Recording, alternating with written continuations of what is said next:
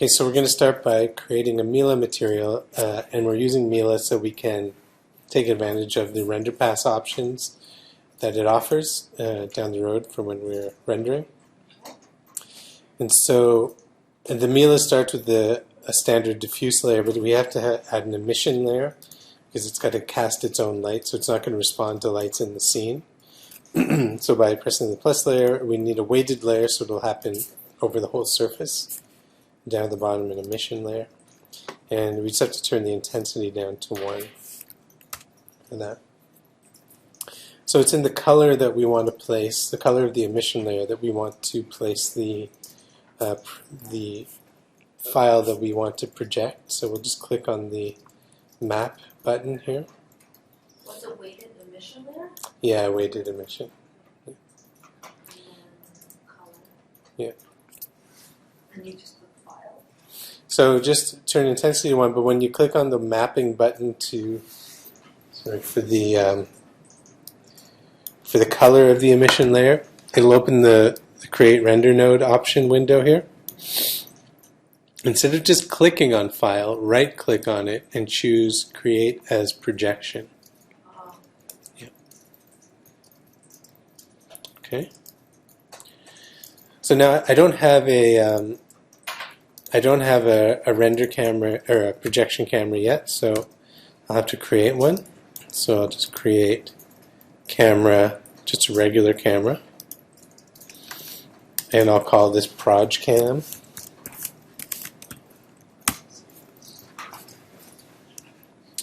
So now that we've done that, we've got a camera in the scene that we can use to project with. We can go back to that Mila material we just created. Find it. Yep, so here it is, and there's a projection node attached to it here. So it's in that projection node that we hook up the camera to the file that's being projected. We haven't loaded the file yet, but let's hook up the camera first. So in the projection node, we want to change the projection type from planar to perspective. And nothing will change, but once you've done that, when you open up this option box for camera projection attributes, you'll have the option to link a camera. So we'll choose the Proj Cam shape. And I think we can just leave everything else alone. So now if we just find our Proj Cam, oh, I haven't even applied this material to this object yet, so I should do that. So my contacts are falling out, I can't see anything.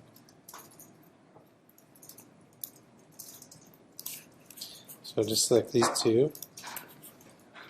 I think it's this one here. So I haven't put the file in yet. The file node is here, but it's empty. So if I go to the file node, then click on the image name browse button, then I can go and find the one that I want. So you can see this photo is taken directly from the front because that's where I'm going to project it from. And if you take one off from the side, you can project it from the side, but your modeling might be a little bit different, and you can't go over to the other side at all, obviously, because there's nothing there.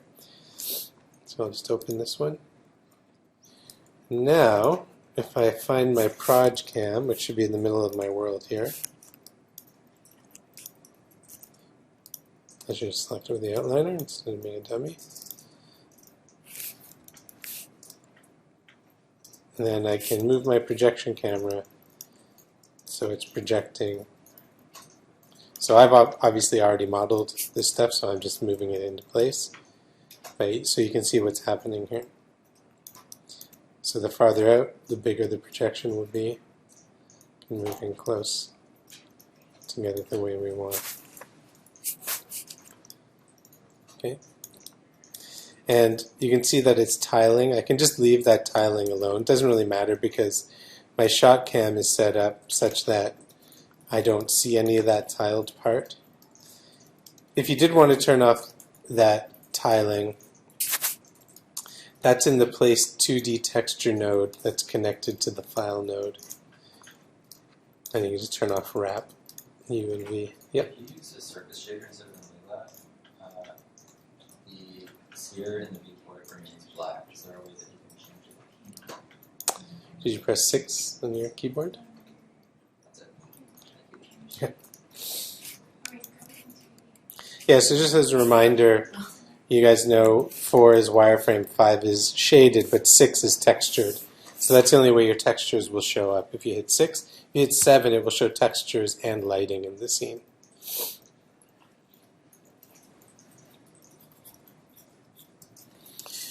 Yeah, a sip of coffee. And since I'm just showing this again, I'll just show you that modeling step one more time. So let me just delete this stuff.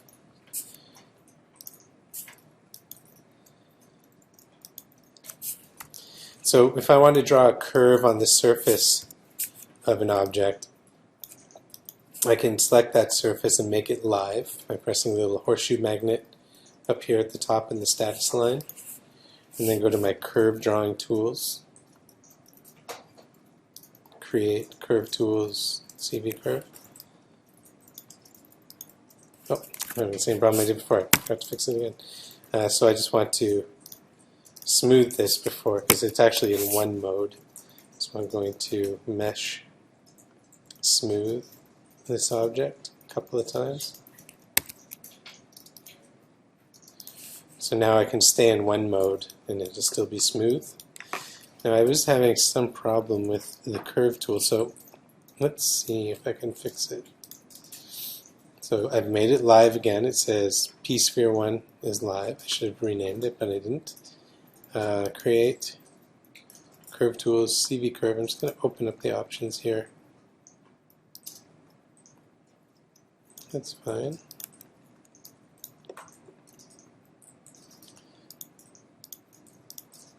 It's still jumping around on me a little bit. Anyway, it doesn't matter too much.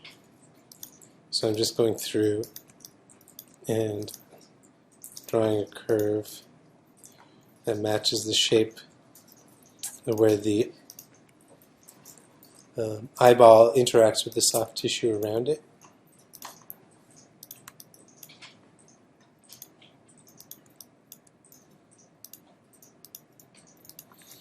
Return to finish, and then I want to close that curve.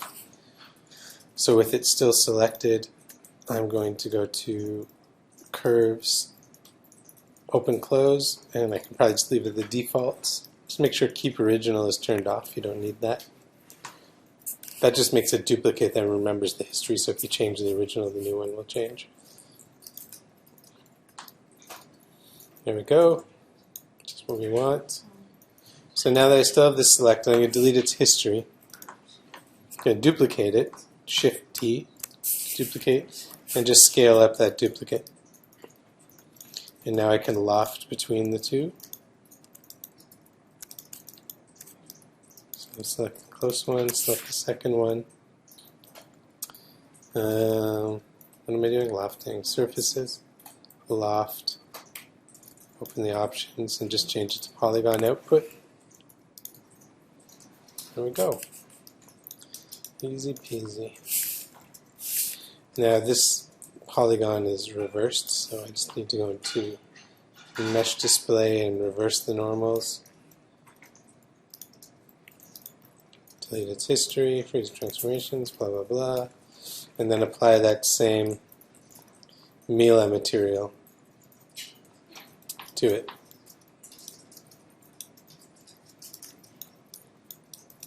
You can go in and tweak the shape.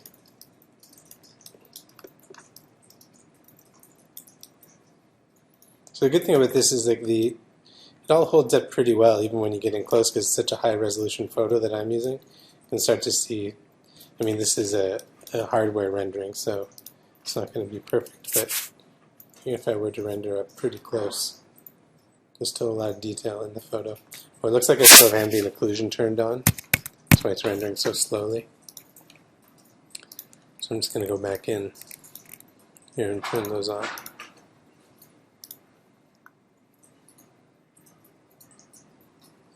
Yeah, so you can see that it starts to fall apart a little bit up this close. It's a little grainy, but it works pretty well. find the CV curve tool? Anytime you want to create something new, it's all under the Create menu. So that's where you create new polygon, nerves, primitives, and then curve tools here. CV curve tool.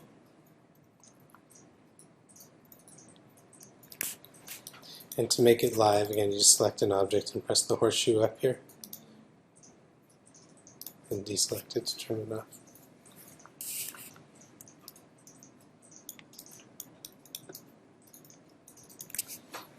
Is there anything else you wanted me to show again? No? Okay. I'll just leave it up and I can come back and show more. Actually, I'll just stop that recording.